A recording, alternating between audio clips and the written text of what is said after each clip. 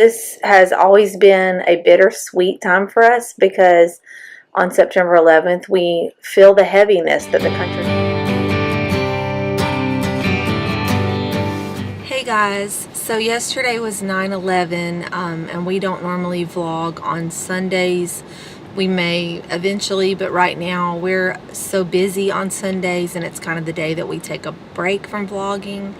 I have thought that eventually it might be fun to hear like what the kids learned about in Sunday school and stuff, so we'll see. But for now, we're not vlogging on Sunday. Yesterday was 9/11. It was 15 years, and I've seen lots of vlogs and Facebook updates, things like that, people talking about where they were, what happened. I had gone to work that morning, and the day before 9/11, September 10th, Jason sent me an email, and it was our first communication outside of seeing each other. I should probably back up. I had gone to a singles conference in August of 2001, and I had run into Jason there. We knew each other as young people. We'd gone to middle school together and high school, and he kind of had a crush on me back then. Okay, you know what? Not kind of. He had a crush on me back then. And I did not share. The feelings were not mutual. And so then my family moved Jason in my senior year of high school, and we didn't really see each other after that. I can't say that we lost touch because we didn't really talk a whole lot. I know our junior year, I was friends with one of his best friends, and he actually carried notes back and forth to us at school. But I think at that point I didn't know that he still liked me, or I probably would have felt terrible about him having to bring notes back and forth. But anyway, we did not see each other after junior year of high school, and in 2001 I ran into him at a singles conference, and to make a very long story short, he got my phone number and my email address.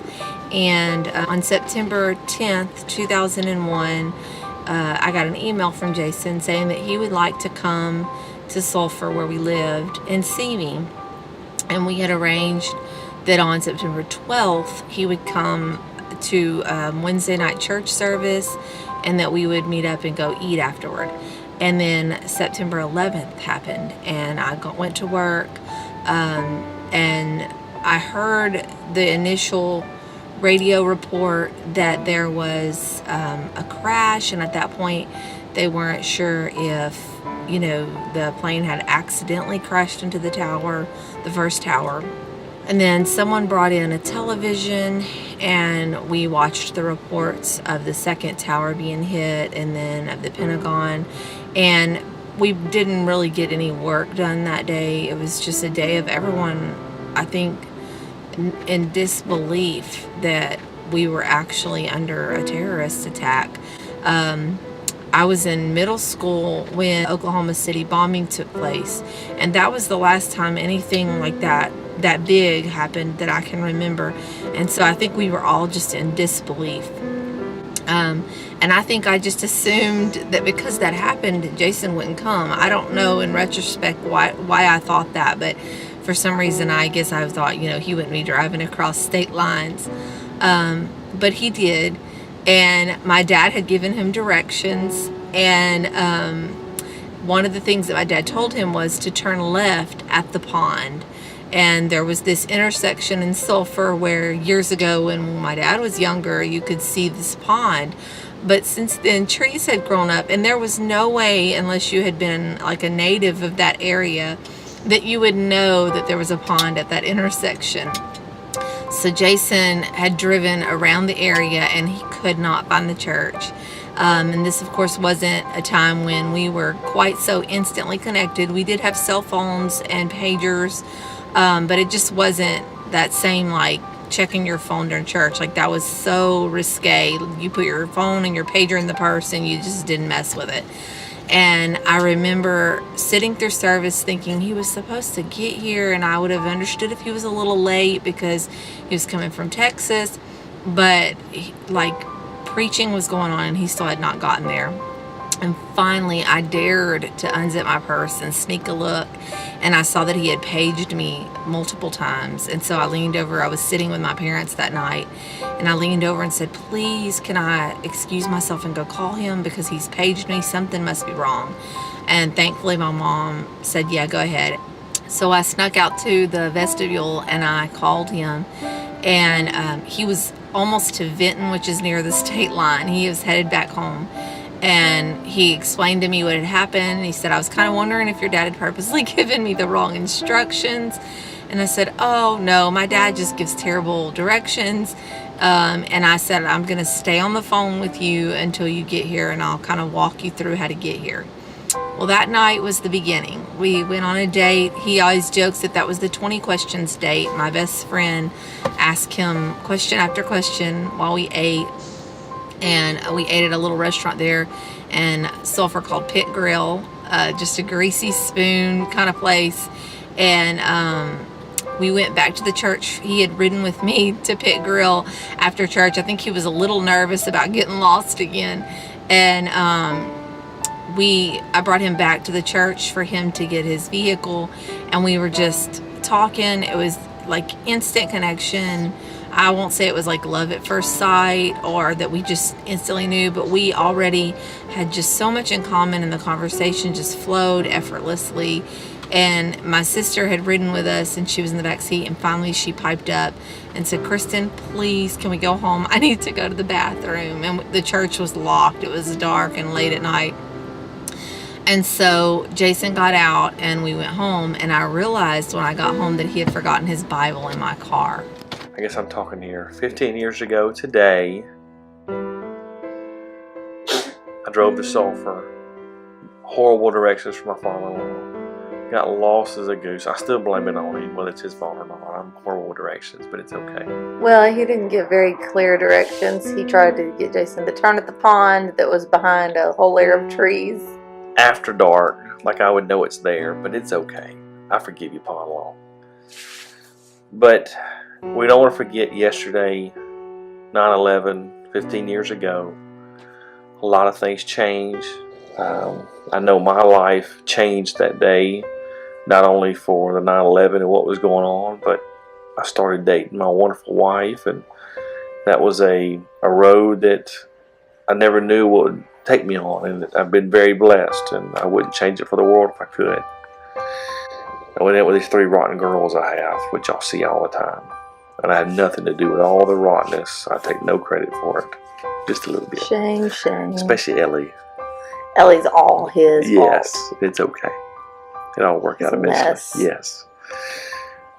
But through all that, let's never forget what got us there, what we went through, those people that sacrificed our lives and how it changed. Because I think if we forget where we came from, we're destined to repeat it. History tells us that over and over and over again. When I moved up in sales, an old man told me, he said, Jason, never forget where you came from. Never forget what you went through. And I hold on to that every day. Let's hold on to that, to say we never give up, never forget what we went through, never forget what the trials we went through, where God has brought us from, and brought us stronger, made us stronger, and together. And I truly believe sometimes, she's scratching her nose, forgive her.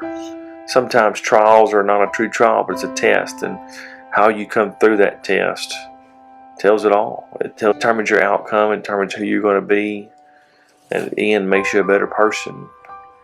And hopefully through 9/11 and through all those things, and together as a country, we're better people for it. I know there's some things that happen, they put in place that I don't agree with, but if I was in that position and had to make those decisions, I don't know what I would do different. I remember being in 7th grade when the Oklahoma City bombing took place. Oh, I'm going to use your knee. That's nice. My arm was getting tired. I remember walking into a 7th grade homeroom class. Back then we had Channel 1. Yes, I remember Channel 1 very well. And my teacher, we watched reports of the Oklahoma City bombing. And that was if I remember correctly, the first terrorist attack to ever take place on American soil, period. It wasn't a foreign terrorist attack, but it was the first terrorist attack to take place on American soil. And I could be wrong on that, but that's what I remember my teacher saying that day. He held up a copy of, I believe it was Newsweek, it may have been Time magazine. It was a firefighter holding a child whose body was burned badly and saying, you need to make a mental note of this date, where you are, look at the cover of this magazine, because for the rest of your life you're going to say, I remember where I was that day. I remember what happened. He said, this is going to be one of those things that stands out in your life. And again, on September 12th, I believe we looked back and said, this is going to be one of those days that we're never going to forget. And I remember being at work, but not really working, just watching the news, watching the skies, and thinking that Jason probably wouldn't come, but he did. And so this has always been a bittersweet time for us, because on September 11th, we feel the heaviness that the country feels, knowing about all those lives that were lost, and how forever the landscape of our country, physically and emotionally, had been changed. But then the next day for us was really the beginning of our life together. Yes. And the beginning of the rest of our lives. And so it's just kind of always been a little bittersweet for us, and we just wanted to take some time to remember that. He left the church that night, and I went home and realized that he had forgotten his Bible in my car.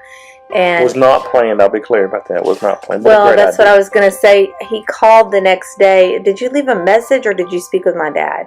I think my dad answered, didn't he? Yeah. Because Jason gave him a hard time about, was he sending him on a wild goose chase? And my dad assured him that he wasn't trying to give him bad directions. My dad teased him and said, did you leave your Bible on purpose? And Jason said, no, but I couldn't have done it better if I had planned, because now I have an excuse to come back. And that weekend he came back, and we had our second date, and truly the rest is history. We, I don't believe it was love at first sight, but we had this just connection from the beginning that I think we knew something was different. Yes. And it didn't take us long to know this was it. The rest is history. No, I'm very blessed. I'm thankful for what the Lord has done. Remember to like, subscribe, and comment. And I guess we'll see you all tomorrow. Have a good night.